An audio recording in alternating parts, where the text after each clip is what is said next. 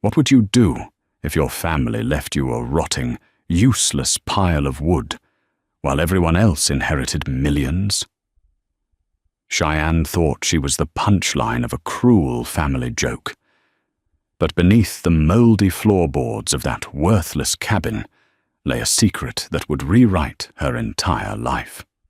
The mahogany-paneled conference room at Whitmore and Associates felt entirely too cold for a Tuesday morning in late October. Cheyenne Kensington sat at the far end of the long table, her hands tightly gripping a lukewarm cup of cheap office coffee. Across from her sat her cousin, Bradley Sterling, casually scrolling through his phone, exuding the kind of unearned arrogance that only came from a lifetime of being handed everything on a silver platter. They were there for the reading of the will. Their Uncle Grayson had passed away 3 weeks prior at the age of 82. Grayson had always been the black sheep of the Kensington family, a reclusive, paranoid historian who hoarded antiques and trusted no one, especially not banks. But rumors had always swirled that the old man was sitting on a massive, undisclosed fortune. Attorney Matthew Whitmore, a stern man with wire-rimmed glasses, cleared his throat and adjusted the thick stack of legal documents. "To my nephew, Bradley Sterling," Whitmore read, his voice dry and devoid of emotion. "I leave the entirety of my index fund portfolio, currently valued at approximately $2.4 million, alongside the deed to the Boston townhouse." Bradley smirked, not even bothering to look up from his phone. Naturally. Cheyenne's heart pounded. She didn't want millions. She just desperately needed enough to clear the crushing pile of medical debt left behind after her mother's long battle with cancer. Just enough to breathe. "And to my niece, Cheyenne Kensington," Whitmore continued, pausing for a fraction of a second that made Cheyenne's stomach drop. "I leave the property located at 442 Briar Ridge Road in Black Mountain, North Carolina, in fee simple absolute. Included are all its contents and the surrounding 1.5 acres of land." Bradley let out a sharp, cruel bark of laughter. "The cabin? He left you the mold box?" Cheyenne's face flushed hot. She knew the property. It was a dilapidated, off-the-grid hunting cabin Grayson had purchased in the late 1980s. It had no running water, questionable electricity, and a roof that was half eaten by termites. It was practically condemned. Is there anything else?" Cheyenne asked, her voice trembling slightly. "A bank account? A trust?" "I am sorry, Miss Kensington," Whitmore said, offering a sympathetic but practiced smile. "The cabin and its contents are the entirety of your inheritance. Your uncle was very specific. In his own words, written in the margins here, he noted, 'Cheyenne has the grit to see what others miss.'" The words felt like a slap in the face. Grit didn't pay the collection agencies calling her phone 5 times a day. Grit didn't pay her rent. 2 days later, Cheyenne found herself navigating her beat-up Honda Civic up a treacherous, washed-out gravel road in the Appalachian foothills. The drive from Boston had been agonizing, fueled by cheap gas station energy drinks and mounting resentment. When she finally pulled up to 442 Briar Ridge Road, reality set in. The cabin was in far worse shape than she had imagined. The wooden siding was blackened with rot, the front porch sagged dangerously to the left, and thick, thorny ivy had swallowed half the windows. It looked like a stiff breeze could knock it into the surrounding ravine. She stepped out of the car, the heavy, humid Carolina air hitting her instantly. "Miss Kensington, I presume." Cheyenne jumped. A man was leaning against the rusted husk of an old tractor near the property line. He wore a crisp, tailored suit that looked entirely out of place in the mud and pine needles. "I'm Jonathan Fisk," the man said, stepping forward and extending a hand. "Fisk Realty and Development. I kept a close eye on the obituaries when old Grayson passed." I've been trying to buy this plot from him for a decade. Cheyenne cautiously shook his hand. Fisk's grip was uncomfortably tight. I'll cut right to the chase, Cheyenne, Fisk said, pulling a folded document from his breast pocket. This cabin is a massive liability. You've got black mold, structural rot, and the county is threatening to condemn it. I'm developing a luxury eco-resort on the adjacent 50 acres. This eyesore brings down my property value. I'll give you $15,000 for the deed, right now. Cashier's check. You walk away from this headache today. 15,000. It was an insulting number for land, even in this condition. But to Cheyenne, 15,000 meant stopping the collection calls. It meant a clean slate. She looked at the rotting wood, then back at Fisk. There was a desperate, hungry gleam in his eyes that made her pause. He was standing in the mud in a $2,000 suit just to offer her pennies for a worthless plot of land. Why the urgency? Why wait for her to arrive? I need to think about it, Cheyenne said, crossing her arms. And I need to clear out my uncle's things. Fisk's smile tightened, the friendly veneer slipping for just a second. Don't take too long, Miss Kensington. Offers like this have an expiration date. The bulldozers are starting on the adjacent lot tomorrow. He turned and marched back down the road toward a sleek black SUV she hadn't noticed parked in the brush. Cheyenne unlocked the heavy rusted padlock on the front door and pushed her way inside. The air was stale, smelling of old paper, damp earth, and pine. Dust motes danced in the sparse beams of sunlight fighting through the dirty windows. If she was going to sell this place, she was going to make sure her paranoid, eccentric uncle hadn't left so much as a silver dime behind. The impending storm broke just after sunset, sending sheets of freezing rain hammering against the tin roof of the cabin. Cheyenne had spent the last 6 hours sorting through mountains of junk. Grayson was a true hoarder. She had found stacks of yellowed newspapers from the 1970s, rusted coffee tins filled with bent nails and moth-eaten blankets. By 9 p.m., she was exhausted, filthy, and entirely defeated. Bradley had been right. The cabin was a joke. Fisk's $15,000 was looking like her only salvation. She slumped into a heavy, leather-backed armchair in the center of the room. Beside it was a large, ornate oak writing desk, the only piece of furniture in the cabin that looked like it had any value. It was locked, but a heavy iron fireplace poker made quick work of the decaying wood around the latch. Cheyenne pulled the heavy drawer open. Inside, it was mostly empty, save for a small, leather-bound ledger. She cracked the spine. The pages were filled with Uncle Grayson's frantic, tight handwriting. Most of it was paranoid rambling about the Federal Reserve and the collapse of the banking system. But on the very last page, a single sentence was underlined 3 times in red ink. The foundation is the future. Look beneath the hearth. Cheyenne frowned, looking over her shoulder toward the massive Riverstone fireplace that took up the entire eastern wall of the cabin. The firebox was massive, built to hold entire logs, and the hearth itself was a raised platform of wide, dark oak floorboards, rather than the traditional brick. She grabbed her heavy-duty flashlight and walked over, kneeling on the dusty wood. She tapped the handle of the flashlight against the floorboards. Thud. Thud. Thud. Solid wood over solid earth. She moved closer to the actual firebox, tapping the boards directly abutting the stone. Thud, thud, hollow. Cheyenne froze. She tapped it again. A distinct, resonant echo bounced back at her. There was empty space beneath the wood. Her heart began to race.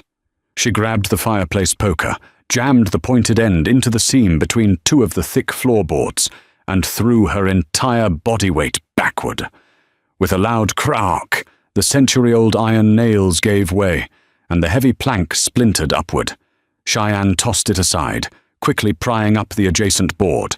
her hands scraping against the rough wood, completely ignoring the splinters digging into her palms. Beneath the boards was not dirt, nor was it the cabin's crawl space. It was a sheet of heavy, industrial-grade steel. Embedded in the center of the steel plate was a thick iron ring, and securing the ring to a welded latch was a heavy combination padlock. Cheyenne stared at it, her breath catching in her throat. The foundation is the future. She scrambled back to the desk, grabbing the leather ledger. She frantically flipped through the pages, looking for numbers. A birth date? A historical year. On the inside cover, faintly penciled in the corner, were 4 digits. 1933. 1933. The year the U.S. government took the country off the gold standard. A classic paranoia fixation for a man like Uncle Grayson. She crawled back to the trapdoor, her hand shaking as she dialed the heavy brass tumblers of the padlock. 1, 9, 3, 3. She pulled down on the shackle. With a heavy, satisfying click, it sprang open. Cheyenne tossed the lock aside, grabbed the iron ring with both hands, and pulled. The hinges screamed in protest, a terrible metallic screech that cut through the sound of the thunder outside. The steel door was incredibly heavy, but adrenaline flooded her system, and she managed to heave it backward until it crashed against the stone fireplace. A rush of cold, perfectly dry air washed over her face. It smelled faintly of cedar and machine oil. She shone her flashlight down into the abyss. Instead of a dirt hole, the beam illuminated a steep, narrow staircase made of poured concrete, leading down into the pitch black. Cheyenne didn't hesitate. She grabbed a heavy cast-iron fire tong in one hand for protection, her flashlight in the other, and began the descent. The stairs went deeper than she expected, at least 15 feet down, putting her well beneath the natural frost line. At the bottom, her boots hit a smooth concrete floor. She swept the flashlight beam around the room, and what she saw made her drop the iron tong with a loud, ringing clatter. It was a subterranean bunker, perfectly climate-controlled and walled with thick, reinforced concrete. But it wasn't a doomsday bunker filled with canned beans and water purifiers. Lining the walls were dozens of heavy, olive-green military surplus footlockers, and in the center of the room, sitting on a wooden pallet, were stacks of canvas bank bags. Cheyenne approached the nearest canvas bag. The fabric was stiff with age. A faded stamp on the front read, Federal Reserve Bank of New York, $10,000. With trembling fingers, she untied the heavy hemp rope securing the top of the bag. She angled the flashlight down inside. Gold, hundreds of perfectly preserved, heavy gold coins caught the light, gleaming with a brilliant, hypnotic warmth. She reached in and pulled one out. It was a $20 double eagle, dated 1928. It was in pristine, uncirculated condition. She stumbled backward, gasping for air. There had to be 50 bags on that pallet alone. Millions of dollars. Tens of millions, perhaps, depending on the numismatic value of the coins. Bradley got the index funds. She got the vault. She moved toward one of the green footlockers and popped the brass latches. Inside were stacks of sealed, vacuum-packed plastic sleeves. She wiped the dust off the top sleeve. Inside was a bundle of crisp, perfectly preserved $1,000 bills. Grover Cleveland's face, staring back at her in vivid green ink. Tears pricked her eyes. Her debt. Her mother's medical bills. The crushing weight of the last 5 years of her life. It was all gone in an instant. Uncle Grayson hadn't abandoned her. He had trusted her with the family's true legacy. Suddenly, the sound of the raging storm above was pierced by something else, the heavy crunch of tires on gravel. Cheyenne froze, the flashlight beam trembling in her hand. The sound of an engine cut out directly above her, right in front of the cabin. Car doors slammed, not one, but two. She immediately clicked off her flashlight, plunging the bunker into absolute, terrifying darkness. Footsteps pounded onto the rotting wooden porch, followed by a violent, echoing thud against the front door of the cabin. "I know you're in there, Cheyenne," a voice shouted from the rain. It was Jonathan Fisk, but the practiced, professional real estate agent voice was gone. It was replaced by something cold, aggressive, and incredibly dangerous. "You should have taken the check. Open the door." Another heavy thud shook the floorboards above her head. They were breaking in, and the trap door was wide open. The violent splintering of the front door echoed through the subterranean bunker like a gunshot. Cheyenne remained frozen, her back pressed hard against the cold, damp concrete wall. She had extinguished her flashlight, plunging the vault into an impenetrable, suffocating blackness. Her heart hammered against her ribs so violently she was terrified the men upstairs would hear it. "I told you the car was here," Jonathan Fisk's voice barked, stripped of all its previous corporate polish. "Find the girl. She hasn't been here long enough to find it, but we aren't taking any chances. You sure about this, Mr. Fisk?" A second, much rougher voice asked. "Shut up, Wyatt. Just find her. I'm not losing a $50 million estate over a $15,000 check." Above her, heavy work boots stomped across the rotting wooden floorboards. They were tearing the cabin apart, tossing Uncle Grayson's hoarded junk aside with reckless abandon. Cheyenne clamped a hand over her mouth to muffle her ragged breathing. Her mind raced. She was trapped in a dead-end bunker with one exit. If they found the trap door, she was cornered. She needed a weapon. Her fingers blindly traced the dusty concrete floor until they brushed against the heavy cast-iron fire tong she had dropped earlier. She gripped it tightly with both hands, the cold metal grounding her slightly. "Fisk, over here!" Wyatt yelled. The footsteps hurried toward the fireplace. Cheyenne squeezed her eyes shut. "Well, well, well," Fisk murmured. His voice was directly above her now, echoing down the concrete stairwell. Old Grayson was a paranoid lunatic, but he wasn't a liar. "Look at this engineering. A Depression-era fallout shelter built right beneath the hearth." "Is she down there?" Wyatt asked, his voice laced with sudden hesitation. "Only one way to find out," Fisk said. A blinding beam of tactical LED light cut through the darkness, illuminating the top of the concrete stairs. Cheyenne scrambled silently backward, slipping behind the massive wooden pallet stacked high with canvas bags of gold. She curled herself into a tight ball, making herself as small as humanly possible behind the Federal Reserve sacks. Heavy boots began to descend the stairs. Clack, clack, clack. "Careful," Fisk warned. "She's desperate." As the two men reached the floor of the bunker, Fisk swept his flashlight across the room. The beam bounced off the olive-green military footlockers and finally landed on the center pallet. Wyatt let out a low, breathless whistle. Sweet mother of mercy. "Fisk, look at this. It's real. The Montgomery ledger was right." Cheyenne's ears pricked up. The Montgomery ledger. She knew that name from her high school history classes. Stephen Montgomery had been a prominent banking magnate in the 1920s, heavily tied to the First National Bank of Charlotte.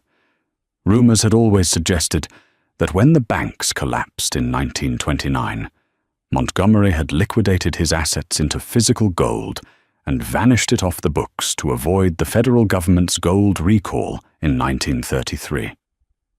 "Of course it was right," Fisk said, stepping closer to the pallet, completely captivated by the canvas bags. "My grandfather was Montgomery's silent partner. Grayson Kensington was just the accountant who helped them hide it. But the old rat double-crossed them. He moved the entire vault out here to the mountains and completely dropped off the grid. My family has been looking for this exact coordinates for 70 years. There's got to be 40 million here, Wyatt gasped, stepping forward. He reached out, plunging his hand into the open canvas bag Cheyenne had untied earlier. He pulled out a fistful of 1928 double eagles. The gold clinked together, a mesmerizing, heavy sound. They were completely distracted. The greed had entirely consumed their attention. Cheyenne knew this was her only window. The stairs were 10 feet away. The men had their backs to her, bathed in the glow of Fisk's flashlight. She reached down, her fingers wrapping around a single, heavy gold coin that had spilled onto the floor. With a flick of her wrist, she chucked the coin as hard as she could toward the far, back corner of the bunker. Clang! The gold ricocheted off a metal footlocker with a sharp, ringing crack. Both men jumped, spinning violently toward the sound. Fisk's flashlight beam darted to the empty back corner. "She's back there! Grab her!" As they lunged toward the shadows, Cheyenne sprang from her hiding spot. She didn't look back. She bolted silently across the smooth concrete floor and threw herself onto the stairs, scrambling up on all fours like a desperate animal. Her knees scraped against the rough concrete, but the adrenaline masked the pain. "Hey!" Wyatt shouted from below. "She's making a run for it!" "Get her!" Fisk roared. Cheyenne crested the top of the stairs, bursting back into the cold, damp air of the cabin. She grabbed the heavy iron ring of the steel trapdoor and threw her entire body weight backward. The door was monstrously heavy, but terror gave her unnatural strength. She heaved it forward, just as Wyatt's heavy boots pounded onto the middle of the staircase. Slam! The thick steel plate crashed down onto the floorboards with a deafening boom, plunging the bunker back into darkness. Wyatt slammed into the underside of the door a fraction of a second later, screaming in pain as he bounced off the unyielding steel. Cheyenne didn't stop. She grabbed the heavy brass combination padlock from the floor. Her hands were shaking so violently she could barely grip it, but she managed to thread the thick metal shackle through the welded iron latch and the floor ring. She pushed it shut. Click! The sound was small, but it was the most beautiful thing she had ever heard. She immediately spun the brass tumblers, scrambling the 1933 combination. "Let us out!" Fisk screamed, his voice muffled by inches of industrial steel and concrete. He pounded furiously against the bottom of the trapdoor. "Cheyenne, you open this door right now. You're making a massive mistake." Cheyenne backed away, her chest heaving. "The only mistake I made," she yelled back, her voice shaking but resolute, "was thinking my uncle was as worthless as the rest of you." She turned and sprinted out of the cabin, diving into the freezing, torrential rain. The drive down the washed-out mountain road was a blur of mud, sliding tires, and sheer panic. Cheyenne didn't stop until she reached the illuminated canopy of an all-night truck stop on Interstate 40. Soaking wet, covered in dust, and bleeding from her knees, she sprinted inside and demanded the clerk use the landline to call the Federal Bureau of Investigation. She specifically refused to involve the local county deputies, terrified that a man with Fisk's resources might have them on his payroll. By 2 a.m., the truck stop parking lot was swarming with black SUVs. Special Agent William Paxton of the Charlotte field office sat across from Cheyenne in a brightly lit diner booth, listening in stunned silence as she recounted the night's events. When the tactical team finally breached the cabin at 3:15 a.m., they found exactly what Cheyenne had described. They used heavy bolt cutters to sever the padlock. Inside the bunker, they found a thoroughly defeated Jonathan Fisk and a highly agitated Wyatt, sitting among millions of dollars in uncirculated pre-Depression currency. The arrest of Jonathan Fisk sent shockwaves through the North Carolina real estate and historical communities. But for Cheyenne, the nightmare was just beginning. What followed was one of the most grueling, high-profile probate battles in modern legal history. The state attempted to seize the gold, citing the Gold Reserve Act of 1934, which had made the hoarding of gold coin and bullion illegal. However, Cheyenne's legal team, hired on contingency by a prestigious firm that smelled blood in the water, argued brilliantly.